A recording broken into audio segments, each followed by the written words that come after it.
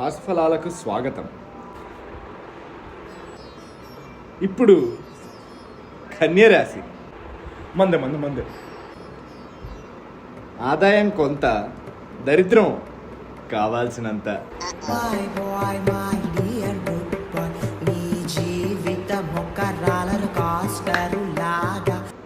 అవమానం ఎంత పడితే అంత. అదృష్టం చచ్చినా రాదంత.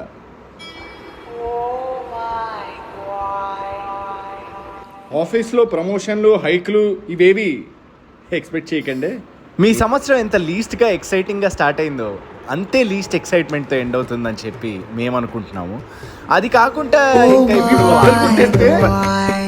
నీ జీవితమే ఒక సముద్రమైతే దరిద్రమేగా.